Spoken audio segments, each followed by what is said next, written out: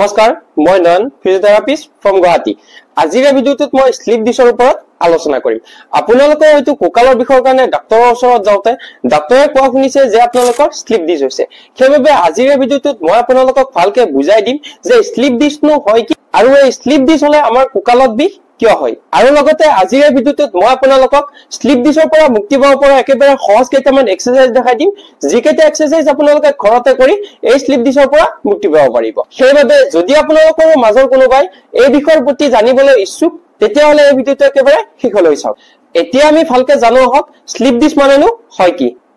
চাওক আমাৰ পিঠিৰ পিছফালে যিডাল মেৰুদণ্ড আছে সেই মেৰুদণ্ডডালত 28 ডাল হাড় থাকে যাক আমি ভাৰ্টিব্ৰা বুলি কওঁ আৰু এই ভাৰ্টিব্ৰাবোৰৰ মাজত কোমল জেলি টাইপৰ কিছুমান পদাৰ্থ বা ফ্লুইড থাকে যাক আমি ডিছ বুলি কওঁ আৰু এই ডিছবোৰে যেতিয়া নিজৰ ঠাই সলাই আমাৰ মেৰুদণ্ডৰ পৰা ওলোৱা নাকবোৰত খুন্দা মাৰে তেতিয়া আমাৰ কঁকালত তীব্ৰ বিষ অনুভৱ হয় আৰু এই ডিছে নিজৰ ঠাই সলাই নাৰ্ভত খুন্দা মাৰা গোটেই প্ৰক্ৰিয়াটোকে স্লিপ ডিছ বুলি কোৱা হয় এতিয়া হয়তো আপোনালোকে ভালকৈ জানিলে যে স্লিপ ডিছ হয় কি এতিয়া আমি জানো এই স্লিপ ডিছে আমাৰ কঁকালৰ বিষ কিয় কৰে কোকালত বিষ হোৱা সমস্যাটো আমাৰ স্পাইন বা মেৰুদণ্ডত অপ্ৰয়োজনীয় চাপ পৰাৰ ফলত হয় যেতিয়া ডিছটোৱে নিজৰ ঠাই সলাই ওলাই আহি আমাৰ নাৰ্ভত খুন্দা মাৰে তেতিয়া হলে তাত অলপ ইনফ্লামেশ্যন হয় আৰু সেই ইনফ্লামেশ্যন হোৱাৰ বাবে আমি স্লিপ ডিছৰ ফলত কোকালত বিষ অনুভৱ কৰোঁ এতিয়া আমি জানো এই স্লিপ ডিছনো কিয় হয় স্লিপ ডিছৰ কাৰণ কেইটা বুলি ক'বলৈ গ'লে এক নম্বৰ কাৰণটো হৈছে অতিৰিক্ত ওজন থকা বস্তু দঙাৰ বাবে দুই নম্বৰ কাৰণটো হৈছে আমি বহুতে পুলোৱাৰ বাবে তিনি নম্বৰ কাৰণটো হৈছে আমাৰ বয়স বাঢ়ি অহাৰ লগে লগে ডিছৰ ইলাষ্টিচিটি কম হোৱাৰ বাবে চাৰি নম্বৰ কাৰণটো হৈছে অতিৰিক্ত ওজন হোৱাৰ বাবে এতিয়া আমি জানো স্লিপ ডিছৰ কাৰণে এক্সাৰসাইজবোৰ কেনেকুৱা স্লিপ ডিছৰ কাৰণে কৰিবলগীয়া প্ৰথম এক্সাৰসাইজটোৰ কাৰণে আপোনালোকে এনেকৈ বিচনাত আহি শুই ল'ব লাগিব তাৰপিছত ধৰক আপোনালোকৰ যিটো ফালে বিষ আছে সেইখন ধৰি এনেকৈ উঠাই ল'ব লাগিব লৈ পেলাই আপোনালোকে আঁঠুটোৰ পিছফালে এনেকৈ ধৰিব লাগিব ধৰি পেলাই আপোনালোকৰ ভৰি পতাটো এনেকৈ গাৰ ফালে টানি পেলাই 5 সেকেন্ড হোল্ড কৰিব লাগিব 1 2 3 4 5 এনেকৈ কৰোঁতে আপোনালোকৰ ভৰিৰ পিছফালৰ যিখিনি মাসল আছে এই মাসলখিনিত ষ্ট্ৰেচিং ফিল হ'ব মানে এইটো আপোনালোকৰ সাইটিক নাৰ্ভৰ কাৰণে ষ্ট্ৰেচিং এক্সাৰসাইজ হ'ল যদি আপোনালোকৰ এইখন ভৰিটো বিষ আছে এইখন ভৰিৰ কাৰণে এনেকৈ কৰিব লাগিব এনেকৈ ভৰিখন উঠাই পেলাই আঁঠুৰ পিছফালে ধৰি এনেকৈ উঠাব লাগিব উঠাই পেলাই ভৰি পতাটো গাৰ ফালে টানি 5 পৰা 10 সেকেন্ড হোল্ড কৰিব লাগিব 1 2 3 4 5 6 7 8 9 10 কোইখন এনেকৈ ধৰি পেলাই 1 2 3 4 5 6 7 8 9 10 কো এনেকৈ 1 2 3 4 5 6 7 8 9 10 এনেকৈ আপোনালোকে দুখন ভৰিৰ কাৰণে 10 পৰা 15 বাৰ কৰিব লাগিব দুই নম্বৰ এক্সাৰসাইজটোৰ কাৰণে আপোনালোকে আকৌ এনেকৈ শুই ল'ব লাগিব লৈ পেলাই আপোনালোকৰ আঁঠু দুটা এনেকৈ কুচাই ল'ব লাগিব লৈ পেলাই আপোনালোকে পেটটো এনেকৈ তলৰ ফালে এনেকৈ টানিব লাগিব টানি পেলাই কোকালখন অলপমান এনেকৈ উঠাব লাগিব উঠাই পেলাই 5 সেকেন্ড হোল্ড কৰিব লাগিব 1 2 3 4 5 আকৌ এনেকৈ পেটটো আগে আপোনালোকে ভিতৰৰ ফালে সোমাই ল'ব লাগিব লৈ পেলাই কোকালখন এনেকৈ অলপমান উঠাব লাগিব এনেকৈ উঠাই পেলাই 5 পৰা 10 সেকেন্ড হোল্ড কৰিব লাগিব 1 2 3 4 5 আকৌ এনেকৈ 1 2 3 4 5 আকৌ এনেকৈ 1 2 3 4 5 আকৌ এনেকৈ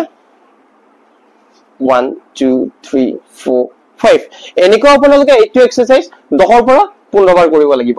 তাৰ পিছত এক্সাৰসাইজটোৰ কাৰণে আপোনালোকে এনেকৈ উল্টা হৈ বিছনাত শুই ল'ব লাগিব লৈ পেলাই আপোনালোকৰ হাত দুখন এনেকৈ পুছা পজিশনত এনেকৈ ৰাখিব লাগিব ৰাখি পেলাই আপোনালোকে কোকালখন এনেকৈ ওপৰৰ ফালে উঠাব লাগিব এনেকৈ উঠাই পেলাই 5 পৰা 10 সেকেন্ড হোল্ড কৰিব লাগিব 1 2 3 4 5 আকৌ এনেকৈ 1 2 3 4 5 আকৌ এনেকৈ 1 2 3 4 5 এনেকৈ আপোনালোকে 5 সলনি 10 সেকেন্ড হোল্ড কৰিব পাৰে সেইটো আপোনালোকৰ ওপৰত নিৰ্ভৰ কৰিব কৈ এনেকৈ 1 2 3 4 5 এইটো এক্সাৰসাইজো আপোনালোকে 10 পৰা 15 বাৰ কৰিব লাগিব মানে 5 সেকেন্ডকে হোল্ড কৰি 10 পৰা 15 বাৰ কৰিব লাগিব তাৰপিছত 4 নম্বৰ এক্সাৰসাইজটোৰ কাৰণে আপোনালোকে আকৌ এনেকৈ উল্টা হৈ শুই ল'ব লাগিব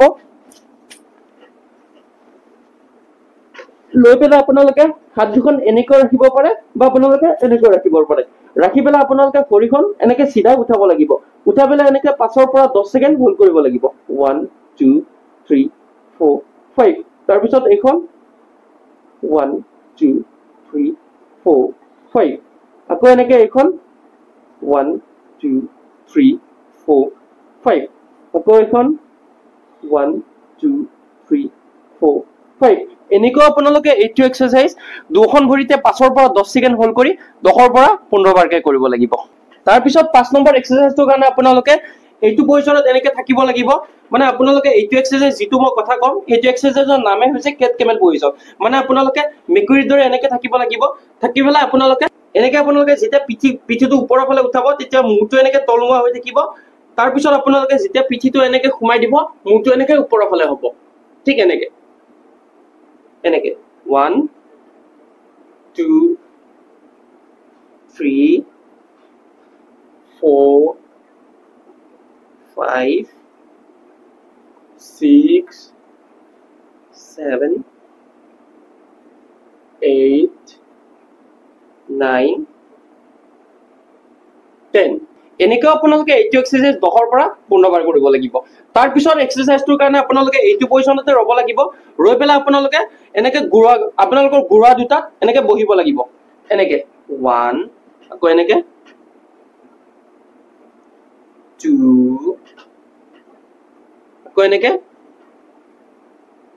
3 আকৌ এনেকে 4 আপোনালোকে এনেকে গুৰাটোত বহি থাকি পেলাই 5 পৰা 10 সেকেন্ড হোল্ড কৰিব পাৰে ঠিক এনেকে 1 2 3 4 5 আকৌ এনেকে 1 2 3 4 5 আৰু এইটো এক্সাৰসাইজটো আপোনালোকে এনেকে গুৰাটোত বহি পেলাই আপোনালোকে হোল্ড কৰিব পাৰে বা নকৰিলেও কথা নাই এনেকে আপোনালোকে 10 পৰা 15 বাৰ কৰিব লাগিব আজিলৈ এইখিনিয়ে আশা কৰিছো আজিৰ ভিডিওটোৰ পৰা আপোনালোকে স্লিপ ডিছৰ পৰা মুক্তি পাবলৈ সক্ষম হ'ব আৰু ইয়াৰ লগতে যদি আপোনালোকৰ ফিজিঅথেৰাপি এক্সাৰসাইজ ৰিলেটেড কিবা কোৱেশ্চন আছে তেতিয়ালে মোৰ এই ভিডিওটোৰ তলত কমেন্ট কৰিব মই আপোনালোকক নিশ্চয় সহায় কৰিবলৈ ট্ৰাই কৰিম আৰু যদি আপোনালোকে কোকালৰ বিষয়ৰ কাৰণে ৰাতি শুবলৈ অসুবিধাৰ সন্মুখীন হৈ আছে তেতিয়ালে লেফট সাইডে শো হৈ থকা ভিডিওটো ক্লিক কৰি এই বিষয়ৰ সমাধানবোৰ চাব পাৰিব আৰু যদি আপোনালোকে গুৰাৰ বিষয়ৰ সমস্যাত ভুগি আছে তেতিয়ালে ৰাইট সাইডে ভিডিওটো ক্লিক কৰি এই বিষয়ৰ সমাধানবোৰ চাব পাৰিব